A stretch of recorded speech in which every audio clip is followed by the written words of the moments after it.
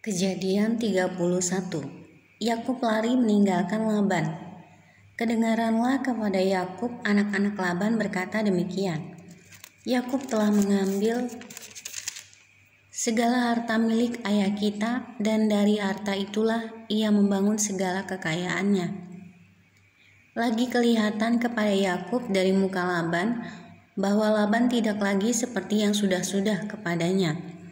Lalu berfirmanlah Tuhan kepada Yakub, "Pulanglah ke negeri nenek moyangmu dan kepada kaummu, dan aku akan menyertai engkau." Sesudah itu Yakub menyuruh memanggil Rahel dan Lea untuk datang ke padang, ke tempat kambing dombanya. Lalu ia berkata kepada mereka, "Telah kulihat dari muka ayahmu bahwa ia tidak lagi seperti yang sudah-sudah kepadaku, tetapi Allah ayahku menyertai aku. Juga kamu sendiri tahu bahwa aku telah bekerja sekuat-kuatku pada ayahmu. Tetapi ayahmu telah berlaku curang kepadaku dan telah 10 kali mengubah upahku.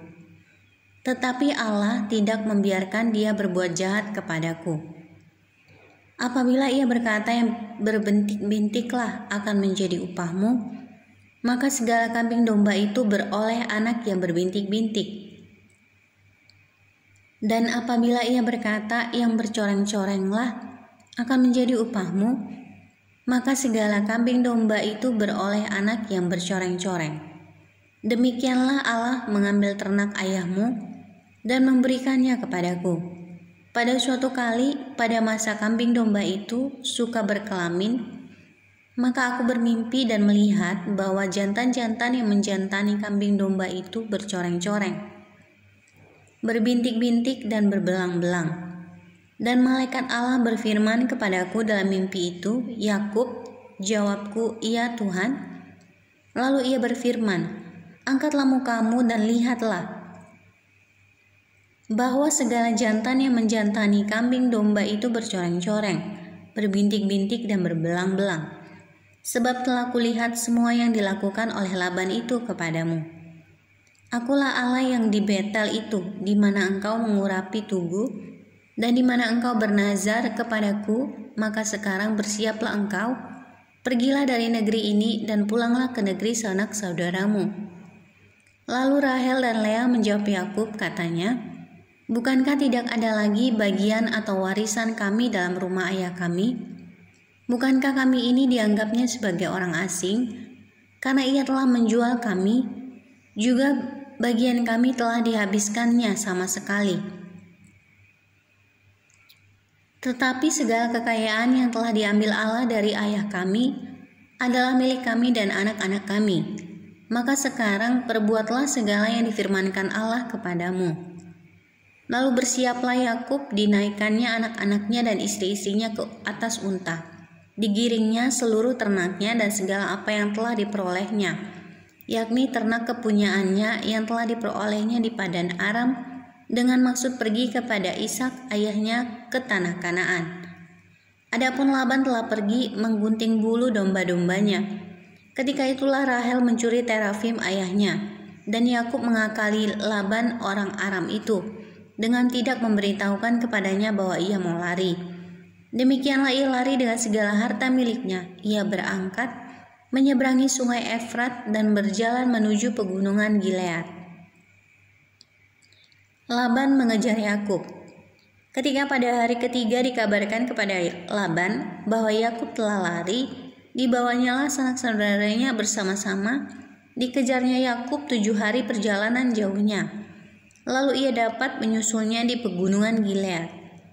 Pada waktu malam datanglah Allah dalam suatu mimpi kepada Laban orang Aram itu, serta berfirman kepadanya, "Jagalah baik-baik supaya engkau jangan mengatai Yakub dengan sepatah kata pun." Ketika Laban sampai kepada Yakub, Yakub telah memasang kemahnya di pegunungan. Juga Laban dengan sanak saudaranya telah memasang kemahnya di pegunungan Gilead. Berkatalah Laban kepada Yakub, "Apakah yang kau perbuat ini? Maka engkau mengakali aku dan mengangkut anak-anakku perempuan sebagai orang tawanan.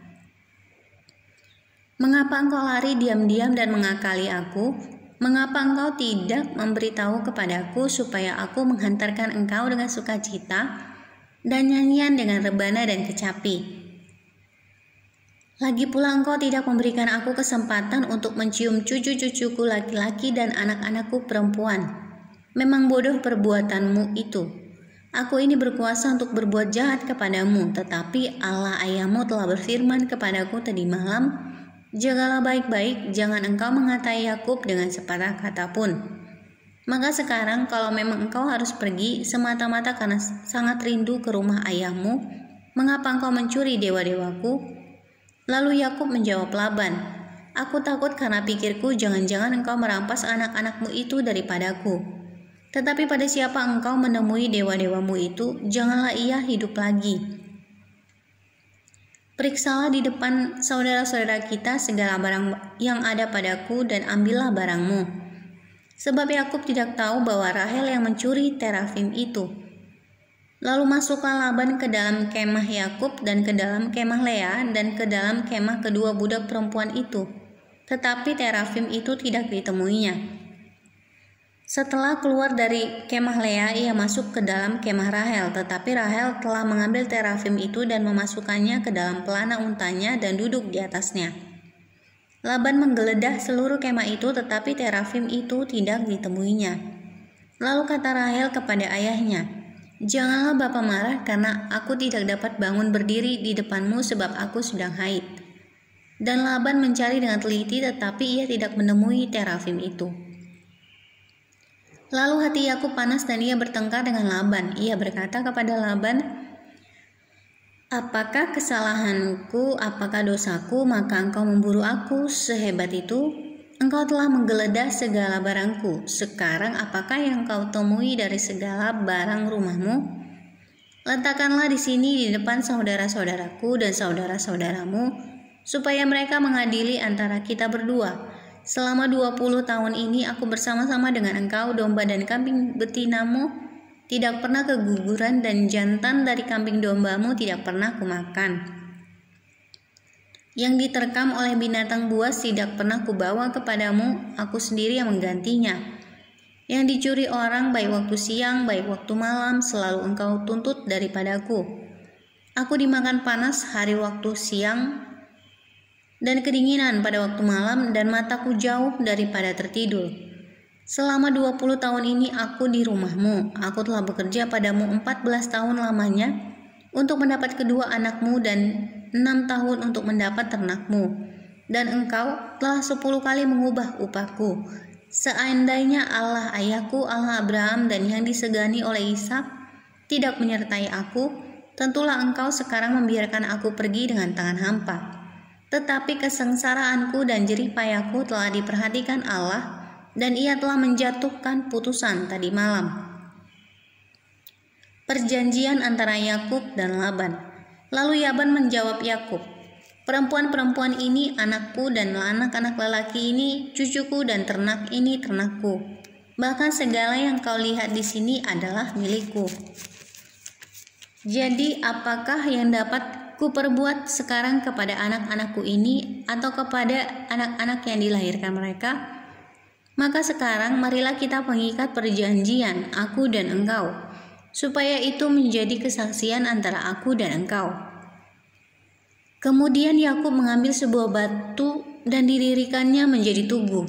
Selanjutnya berkatalah Yakub kepada saudara-saudaranya, kumpulkanlah batu. Maka mereka mengambil batu dan membuat timbunan, lalu makanlah mereka di sana di dekat timbunan itu. Laban menamai timbunan batu itu Yegar Sahaduta, tetapi Yakub menamainya Galet. Lalu kata Laban, timbunan batu inilah pada hari ini menjadi kesaksian antara aku dan engkau. Itulah sebabnya timbunan itu dinamainya Galet, dan juga Mispa, sebab katanya, Tuhan kiranya berjaga-jaga antara aku dan engkau apabila kita berjauhan. Jika engkau menghaibkan anak-anakku dan jika engkau mengambil istri lain di samping anak-anakku itu, ingatlah walaupun tidak ada orang dekat kita, Allah juga yang menjadi saksi antara aku dan engkau. Selanjutnya kata Laban kepada Yakub, inilah timbunan batu dan inilah tugu yang kudirikan antara aku dan engkau. Timbunan batu dan tugu inilah menjadi kesaksian bahwa aku tidak akan melewati timbunan batu ini mendapatkan engkau, dan bahwa engkau pun tidak akan melewati timbunan batu dan tugu ini mendapatkan aku dengan berniat jahat. Allah Abraham dan Allah Nahor, Allah ayah mereka, kiranya menjadi hakim antara kita. Lalu Yakub bersumpah demi yang disegani oleh Ishak ayahnya, dan Yakub mempersembahkan korban sembelihan di gunung itu. Ia mengundang makan sanak saudaranya, lalu mereka makan serta bermalam di gunung itu. Keesokan harinya pagi-pagi Laban mencium cucu-cucunya dan anak-anaknya serta memberkati mereka. Kemudian pulanglah Laban kembali ke tempat tinggalnya.